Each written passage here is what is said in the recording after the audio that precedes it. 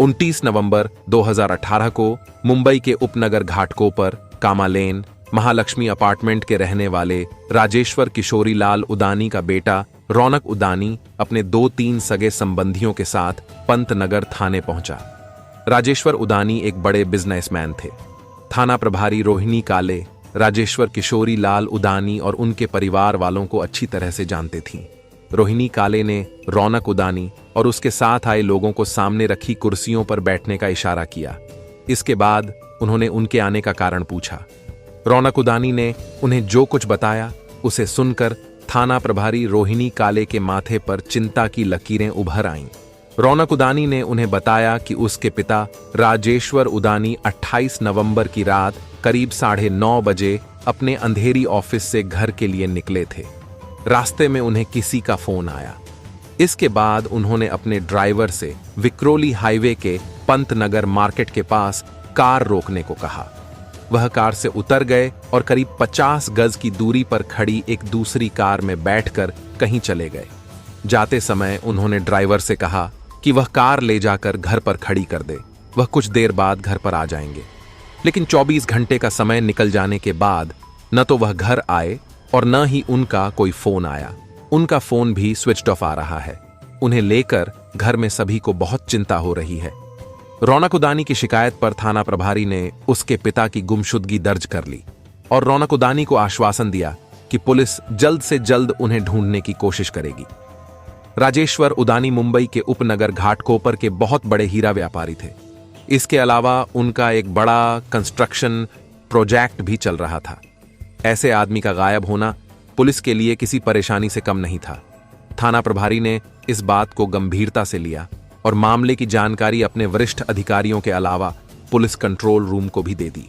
इस मामले की जांच पीआई लता सुतार को सौंप दी गई। जांच अधिकारी ने गुमशुदा राजेश्वर उदानी की फोटो शहर के सभी पुलिस थानों को सर्कुलेट करने के साथ साथ सीसीटीवी कैमरों के फुटेज और कॉल डिटेल्स खंगालनी शुरू कर दी। इससे पुलिस को जानकारी मिली कि वह जिस कार में थे वह एलोरी टोल नाके से होते हुए नवी मुंबई की तरफ गई थी। उनका फोन जिला रायगढ़ पनवेल में जाकर बंद हो गया था। इस जांच में पुलिस के 6 दिन निकल गए तो उदानी परिवार की चिंता और बढ़ गई थी।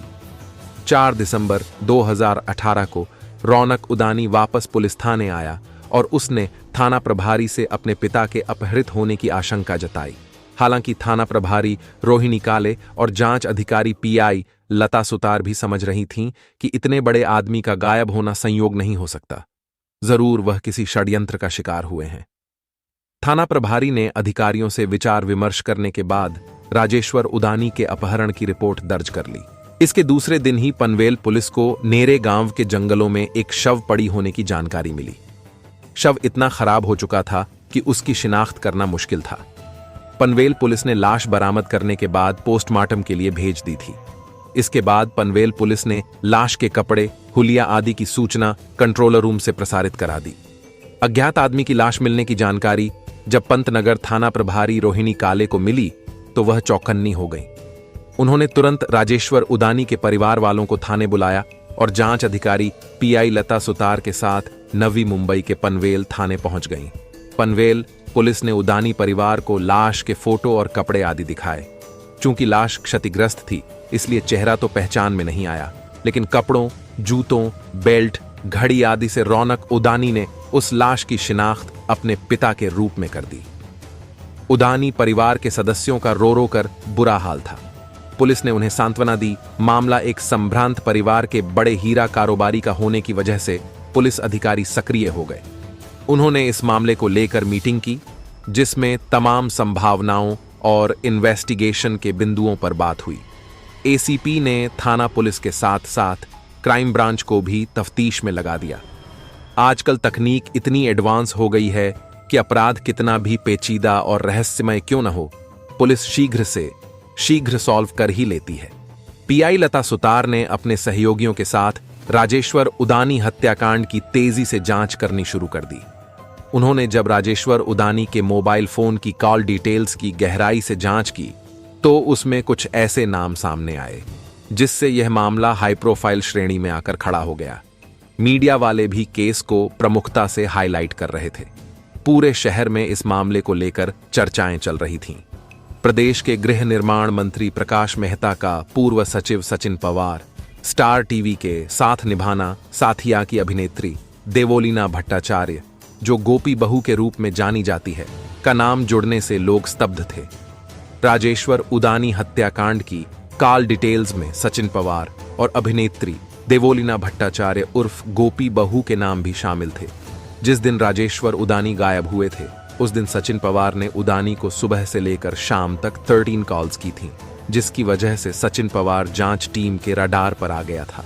ये शक तब और गहरा गया जब सचिन पवार पुलिस टीम को अपने घर पर नहीं मिला। उसका फोन भी स्विच्ड ऑफ आ रहा था। जांच में पता चला कि सचिन पवार 29 नवंबर 2018 से ही घर नहीं आया था। सचिन को घर पर न पाकर पुलिस को थोड़ी निराश हुई। यह निराशा अभिनेत्री देवोलीना भट्टाचार्य की मदद से दूर हो सकती थी, लेकिन ऐसा हुआ नहीं। मृतक राजेश्वर उदानी की कॉल डिटेल्स में पुलिस को मुंबई और नवी मुंबई की कई लड़कियों के मोबाइल नंबर मिले, जिसमें अधिकतर बार बालाएं, डांसर और टीवी एक्ट्रेस थीं। मगर टीवी अभिनेत्री देवोलीना से उनकी अधिक बात होती थी, इसलिए पुलिस को देवोलीना पर ज्यादा शक था। पुलिस जब उसके निवास पर पहुंची तो पता चला कि वह भी उसी दिन अपने पैतृक घर गुवाहाटी चली गई थी, जिस दिन सचिन पवार गायब हुआ था। इस पर पुलिस अधिकारियों ने असम की गुवाहाटी पुलिस से संपर्क कर उसे इस मामले की जानकारी दी और फिर अपनी एक स्पेशल टीम गुवाहाटी के लिए रवाना कर दी। मुंबई पुलिस ने गुवाहाटी पुलिस की मदद से टीवी अभिनेत्री देवोलीना भट्टाचार्य को गिरफ्तार कर लिया। साथ ही सचिन पवार भी गुवाहाटी से गिरफ्तार हो गया। सचिन पवार और देवोलीना भट्टाचार्य को पुलिस मुंबई ले आई। जब उन दोनों से पूछताछ की गई तो उन्होंने न सिर्फ राजेश्वर उदानी की हत्या में अपना हाथ होने की बात स्वीकार की, बल्कि हत्या में शामिल 5 और लोगों के नाम भी उजागर कर दिए। उनमें उसी थाने का एक निलंबित कांस्टेबल दिनेश दिलीप पवार भी शामिल था, जिस पर पहले से ही बलात्कार का एक मुकदमा दर्ज था। फिलहाल वह जमानत पर बाहर था। इसके अलावा जो अन्य 4 लोग थे, उनमें एक मॉडल निखिल उर्फ जारा मोहम्मद खान, शाइस्ता सरबर खान उर्फ डॉली, महेश भास्कर भोईर और प्रवीण भोईर शामिल थे। इन सबको पुलिस ने गिरफ्तार कर लिया। पूछताछ के आधार पर राजेश्वर उदानी की मर्डर मिस्ट्री की जो कहानी उभर कर सामने आई, वह इस प्रकार निकली। इस मर्डर मिस्ट्री का मास्टरमाइंड सचिन पवार था। वह महत्वाकांक्षी युवक था। उसके पिता दिवाकर पवार एक निजी कंपनी में नौकरी करते थे और मां महानगर पालिका के स्कूल में टीचर थीं। सचिन पवार अपने 6 भाई बहनों में सबसे छोटा था। पिता की मृत्यु के बाद परिवार की सारी जिम्मेदारी उसकी मां के कंधों पर आ गई थी। ऐसे में घर की आर्थिक स्थिति चरमरा गई। इसके बावजूद मां ने बच्चों की परवरिश बड़ी मेहनत और लगन से की। सचिन पवार की प्रारंभिक पढ़ाई कॉन्वेंट स्कूल में हुई थी। मां को सचिन से काफी आशाएं थीं, इसलिए वह उस पर बहुत ध्यान देती थी। मां सचिन को एक कामयाब इंसान बनाना चाहती थी। सचिन पवार भी मां के सपनों की इज्जत करता था। उसकी पढ़ाई का बोझ मां के कंधों पर ज्यादा न पड़े, इसके लिए वह एक डेयरी से दूध लेकर घर घर जाकर सप्लाई करता था। सचिन पवार पढ़ाई में होशियार तो था ही, इसके अलावा वह बेहद चालाक भी था। वह अक्सर अपने फायदे के रास्ते खोजा करता था। कॉलेज की पढ़ाई के बाद उसका रुझान राजनीति की तरफ हो गया। वह घाटकोपर भाजपा के नगर सेवक मंगलदास भानुशाली और एएस राव के संपर्क में आ गया था। वहां वह जिम्मेदारी से काम करने लगा। पार्टी के प्रति उसके समर्पण को देखकर विधायक प्रकाश मेहता उससे बहुत प्रभावित हुए। उन्होंने उसे अपने यहां रख लिया और उसे भाजपा युवा मोर्चा का पदाधिकारी बना दिया। इस बीच जब प्रदेश में भाजपा की सरकार बनी तो प्रकाश मेहता को प्रदेश सरकार में गृह कल्याण मंत्री बना दिया गया। उन्होंने सचिन पवार को अपना सचिव नियुक्त कर लिया। मंत्री के ऑफिस में रहकर सचिन ने पैसे तो कमाए ही, साथ ही अपनी पहचान महाराष्ट्र से लेकर दिल्ली तक बना ली। इसी पहचान की बदौलत वह राजनीति में अपना अलग मुकाम हासिल करना चाहता था। सन 2009 में जब घाटकोपर के रमाबाई अंबेडकर नगर में महानगर पालिका का चुनाव आया तो सचिन पवार ने भाजपा प्रत्याशी के रूप में चुनाव लड़ने के लिए पार्टी से टिकट मांगा, लेकिन पार्टी ने वहां का टिकट किसी और को दे दिया। यह बात सचिन को अच्छी नहीं लगी। चुनाव लड़ने की बात को उसने अपनी प्रतिष्ठा का प्रश्न बना लिया इसलिए पार्टी पदाधिकारियों के मना करने के बावजूद वह निर्दलीय रूप से पालिका सदस्य का चुनाव लड़ा। इस पर विधायक प्रकाश मेहता नाराज हो गए और उन्होंने उसे अपने सचिव पद से हटा दिया। इससे उसका युवा मोर्चा का पद भी चला गया। सन 2002 से लेकर 2009 तक सचिन पवार ने विधायक प्रकाश मेहता के साथ किया था। इस बीच वह शहर के कई छोटे बड़े कारोबारियों के संपर्क में आया था। उसने उनके काम भी कराए थे। इन्हीं कारोबारियों में एक नाम करोड़पति राजेश्वर उदानी का भी था। राजेश्वर उदानी के संपर्क में आने के बाद सचिन पवार ने उनके कंस्ट्रक्शन कारोबार में काफी पैसे भी लगाए थे, जिससे दोनों की गहरी दोस्ती हो गई थी। सचिन पवार पार्टी पद से हटाए जाने के बाद भी चुप नहीं बैठा। वह घाटकोपर भाजपा इकाई में पार्टी कार्यकर्ता के रूप में जुड़ा रहा और पार्टी विरोधी काम करने लगा। अपने फेसबुक प्रोफाइल में उसने खुद को विधायक प्रकाश मेहता का सचिव ही दर्शाया। जब पार्टी के स्थानीय पदाधिकारियों को पता चला कि वह पार्टी विरोधी गतिविधियों में संलिप्त है, तो पार्टी ने उसे बाहर का रास्ता दिखा दिया। पार्टी ने भले ही सचिन को निकाल दिया था, लेकिन वह खुद को भाजपा से जुड़ा हुआ दिखाता बताता रहा। किसी न किसी तरह वह अपनी पत्नी साक्षी पवार को पार्टी में शामिल करवाने में कामयाब हो गया। 2017 में सचिन ने रमाबाई अंबेडकर नगर के महानगर पालिका का चुनाव भाजपा के टिकट पर पत्नी को लड़वा दिया। उसकी पत्नी साक्षी ने तो भाजपा में अपनी पैठ बना ली, लेकिन सचिन पवार को वह जगह नहीं मिली जिसकी उसे चाह थी। हां, इतना जरूर हुआ कि पत्नी की सिफारिश से सचिन पवार को वापस पार्टी में ले लिया गया, लेकिन उसे कोई पद न देकर पार्टी के आउटडोर विज्ञापन का काम सौंप दिया था। भाजपा के विज्ञापनों का काम करते करते सचिन बॉलीवुड की कई हस्तियों के संपर्क में आया, तो उसका झुकाव बॉलीवुड की तरफ हो गया। अपने संपर्कों के आधार पर वह फिल्मों में भी अपनी किस्मत आजमाने की कोशिश करने लगा। उसे कई फिल्मों में छोटे मोटे रोल मिले, लेकिन कामयाबी नहीं मिली। अलबत्ता इससे वह कई एक्स्ट्रा एक्ट्रेस और टीवी एक्ट्रेस के संपर्क में जरूर आ गया। देवोलीना भट्टाचार्य भी उन्हीं में एक थी। उस समय वह भी बॉलीवुड और टीवी धारावाहिकों में अपना कैरियर तलाश रही थी। इसी दौरान सचिन पवार और देवोलीना भट्टाचार्य की मुलाकात हुई और दोनों में गहरी दोस्ती हो गई। यह दोस्ती इतनी आगे तक जा पहुंची कि वह सचिन पवार के साथ लिव इन रिलेशन में रहने लगी। 28 वर्षीय देवोलीना भट्टाचार्य असम के गुवाहाटी के शिवसागर की रहने वाली थी। खूबसूरत देवोलीना जितनी पढ़ाई लिखाई में होशियार थी, उतनी ही महत्वाकांक्षी थी। उसने गुवाहाटी से हाई स्कूल तक शिक्षा लेने के बाद दिल्ली से बीकॉम की डिग्री हासिल की थी। नृत्य, गायन, चित्रकला और खाना पकाना उसका शौक था। देवोलीना बॉलीवुड की सितारा बनकर चमकना चाहती थी। उसके पिता बंगाली और मां असमिया थीं। पिता की मृत्यु के बाद मां उसके इस सपने को मरने नहीं देना चाहती थी। वह बेटी को कदम कदम पर प्रोत्साहित किया करती थी। देवोलीना अपने सपनों को पूरा करने के लिए मुंबई आ गई थी, जहां उसकी मुलाकात सचिन पवार से हुई। सचिन पवार ने देवोलीना की काफी मदद की। सचिन पवार की सहायता और देवोलीना के कड़े परिश्रम से 2010 में उसे जी टीवी के programme dance India dance season 2 के लिए चुन लिया गया। इसके बाद 2011 में उसे टीवी सीरियल सावरे सबके सपने और पंजाबी सीरियल प्रीतो में गुलाबी ढिल्लो उर्फ वाणी की भूमिका मिली थी। छोटा मोटा काम मिलने से उसका उत्साह और बढ़ गया।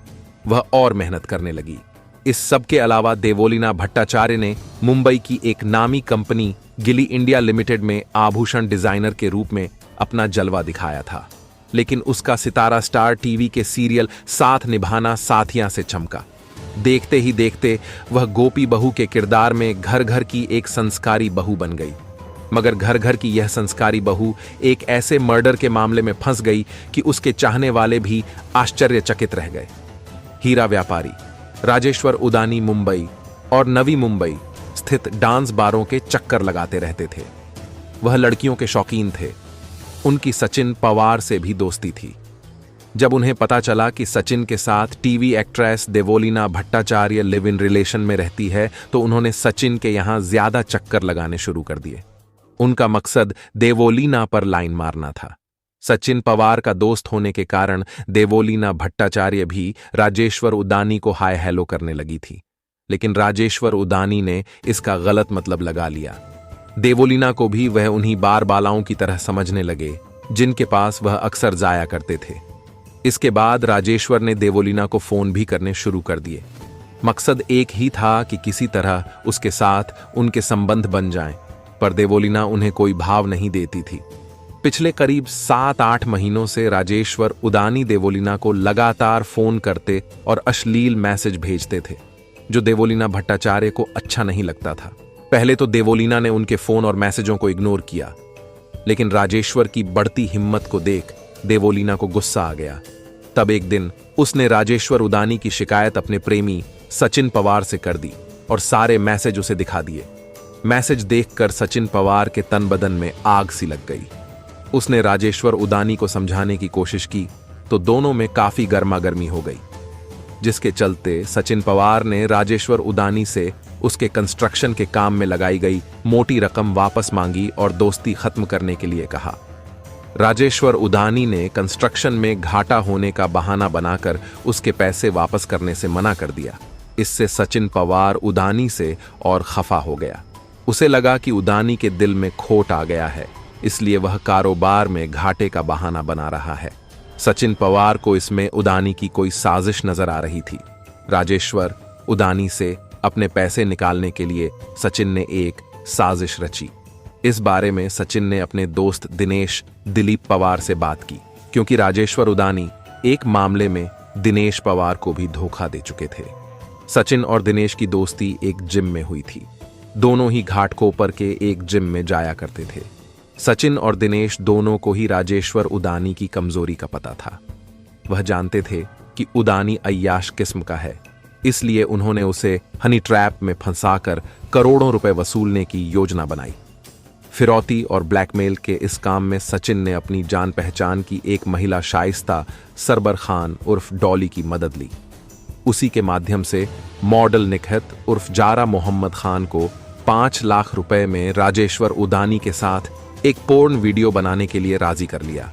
महेश भास्कर भोयर प्रणीत भोयर को भी इसके लिए तैयार किया गया। पोर्न वीडियो की कहानी खुद सचिन पवार ने तैयार की थी, लेकिन 18 नवंबर 2018 की एक पार्टी में जब राजेश्वर उदानी ने उससे बदतमीजी और उसकी प्रेमिका देवोलीना के विषय में अश्लील टिप्पणी की तो उसका खून खौल उठा। उसने उसी समय पोर्न वीडियो की कहानी बदल दी। किरदार वही थे, लेकिन प्लान पोर्न वीडियो का नहीं, राजेश्वर उदानी की मौत का बन गया। सचिन के प्लान को साकार करने के लिए दिनेश पवार ने फेसबुक पर दोस्त बनी कांदीवली चारकोप की एक महिला से यह कहकर उसकी कार ली कि उसे एक पार्टी में जाना है। उस महिला से कार लेने के बाद उसने कार की नंबर प्लेट बदल दी। घटना के दिन सचिन पवार ने अपने व्हाट्सएप पर देवोलीना से राजेश्वर उदानी से एक पोर्न वीडियो के संबंध में बात कराई। योजना के हिसाब से उदानी को विक्रोली हाईवे पर पंतनगर मार्केट के पास खड़ी एक कार में बैठकर नवी मुंबई के पनवेल इलाके में आने के लिए कहा गया। राजेश्वर उदानी अपने ड्राइवर के साथ पंतनगर मार्केट के पास पहुंच गए। वह वहां से कुछ दूर खड़ी उस कार में जाकर बैठ गए जिसमें मॉडल जारा खान पहले से ही मौजूद थी। जारा खान को देखते ही राजेश्वर उदानी उस पर मोहित हो गए। उस समय कार दिनेश पवार चला रहा और उसके बराबर में सचिन पवार बैठा था। एरोली का टोल नाका क्रॉस करने के बाद कार उस जगह जाकर रुकी जहां महेश भोयर और प्रणीत भोयर खड़े थे। योजना के अनुसार सबसे पहले मॉडल जारा ने राजेश्वर उदानी का गला दबाने की कोशिश की। अपने बचाव में उदानी ने जारा को झटका तो कार में बैठे अन्य लोगों ने राजेश्वर उदानी का गला घोंटकर उन्हें मार डाला। राजेश्वर उदानी की हत्या करने के बाद उसके शव को कार की डिक्की में रखकर पनवेल के पास नेरे गांव के जंगलों में ले जाया गया और सुनसान जगह देखकर उनकी लाश फेंक दी गई। फिर सब अपने घर चले गए। घर पहुंचने के बाद सचिन पवार ने राजेश्वर उदानी की मौत का वीडियो देवोलीना भट्टाचार्य के व्हाट्सएप पर भेज दिया। दूसरे दिन सचिन देवोलीना के साथ गुवाहाटी निकल गया ताकि पुलिस उन तक न पहुंच सके। सचिन पवार ने इस हत्याकांड से खुद को दूर रखने की काफी कोशिश की। उसने जब 1 महीने पहले इस हत्याकांड की योजना बनाने की शुरुआत की थी, उस समय से उसने अपना मोबाइल फोन बंद कर दिया था। वह अपने नौकर के मोबाइल से काम चलाता था, लेकिन पुलिस की जांच में वह बच नहीं सका। सचिन पवार, दिनेश पवार, देवोलीना भट्टाचार्य, महेश भास्कर भोईर, शाइस्ता सरबर खान उर्फ डॉली और निखत उर्फ मॉडल जारा खान से विस्तृत पूछताछ के बाद पुलिस ने उन्हें अदालत पर पेश करके जेल भेज दिया। आगे की जांच पीआई लता सुतार कर रही थी। वीडियो पसंद आई हो तो लाइक शेयर सब्सक्राइब करें। धन्यवाद।